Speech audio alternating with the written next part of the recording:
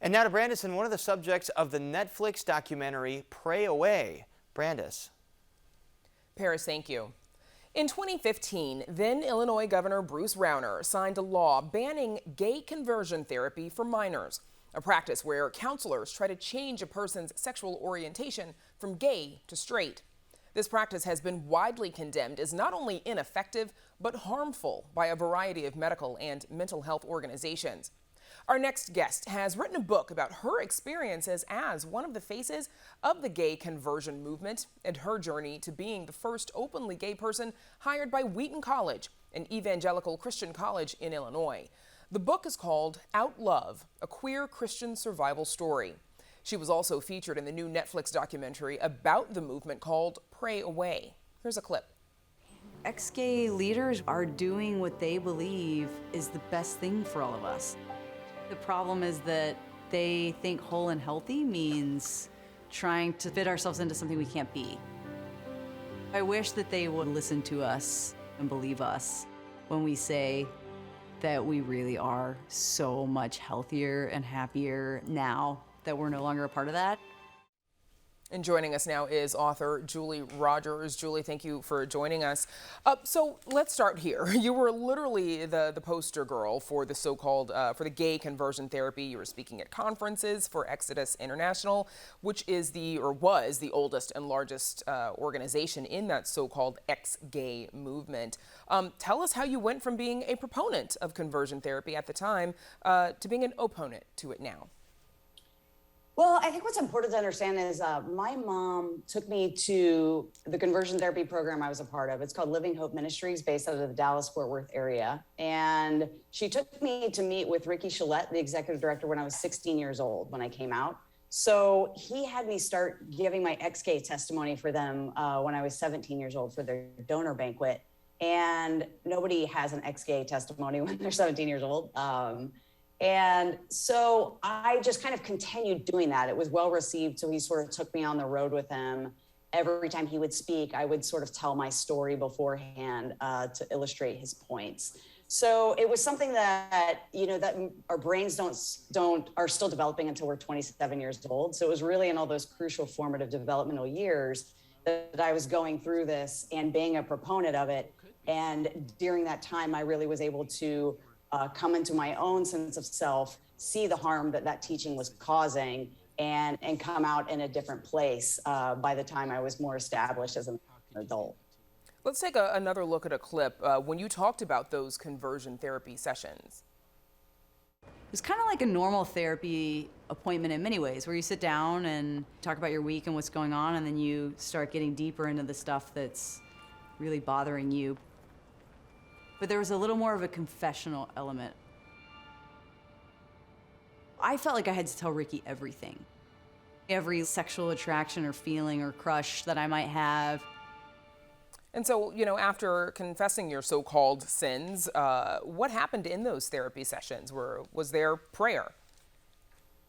It was kind of like youth group meets a 12-step program. So we would sing songs and there would be a sort of sermon, and then when we would make these go around and confess sort of our failures from the week, the leader would help us try to understand what triggered it, why we maybe gave in to a sexual impulse or reached out to a crush. And they would connect it with like, oh, your boss belittled you and that's why you reached out to that person, or your mom was really harsh to you, so you went and looked at porn or whatever. So then we would sort of like try to commit to, more purity that next week and more accountability. And we basically all went around in a circle and did that every single week for years. Wow. Okay. Fast forwarding a little bit, you were the first openly gay person to be hired by an evangelical Christian college, the one right here in Illinois. You took Wheaton College's pledge, or it was called a community covenant, to remain celibate and to support the school's belief in the sanctity of marriage between a man and a woman. It's also the same pledge that LGBTQ students and staff all take. But by then, you were an out Christian blogger when they reached out to you to help minister to the growing group of LGBTQ students there. As an out person, why did you take the job when it came along with that pledge? I took the job because first I really cared about, students. There were all these queer students on campus who I knew didn't have anybody who could really empathize with them and advocate for them. And I really saw an opportunity to create a safe place for them to begin to imagine a positive future in their faith communities. And then I also thought, maybe these communities are changing. More people are starting to come out and stay in Christian communities. We have the internet now, so people can follow our journeys and see that we don't bite, that we're not monsters, and maybe they're really coming around. So I had faith that they might be opening up more than they were ready to open up when they offered me that job. Okay, and we know that, later on that you were forced to resign after the school received some pressure from conservatives. But tell us about writing your book, Outlove. Was this, therapeutic? Were you going for a sort of a cautionary tale about not being true to yourself? I wanted people to understand what happened. I thought, I know hundreds of people who are queer, who grew up in faith communities, and I've seen firsthand the damage that teaching causes,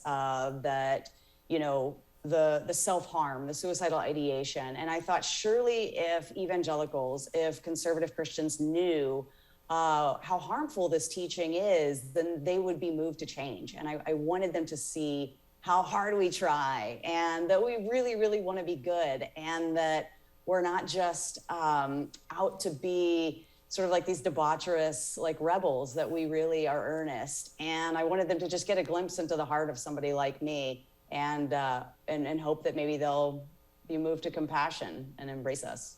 Now, the film shows a good bit of Exodus International, which closed in 2013. And even though 20 states have banned conversion therapy, that's according to the Trevor Project, this practice of conversion therapy, is that still going strong? What's important to understand is that those bans, they're really important, but they only apply to licensed mental health professionals. So they don't apply to organizations like Living Hope, which is where I was in conversion therapy, which is still alive and thriving today. Ricky Shalette, the executive director, speaks to megachurches with tens of thousands of people all over the world. And they have over 100 people in their support groups every week and over 10,000 people on their online forums. So no ban will ever touch those organizations because of religious freedom laws. And that's why we really need a strategy that both does, make sure that it's banned sort of through mental health practitioners, but also changing hearts and minds in the communities where it's most prominent. And Julie, we're just about out of time, but what do you want people to take away from your book, especially young people?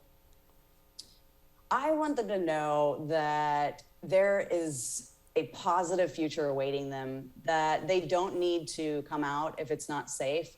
But I want them to know that eventually, if they get to a place where they can tell the truth about themselves to just a few safe people, eventually they're going to find all kinds of communities who will enthusiastically embrace them. They'll find faith communities. They find Christian communities if they want to hold on to their faith that will enthusiastically celebrate them and delight in them exactly the way they are.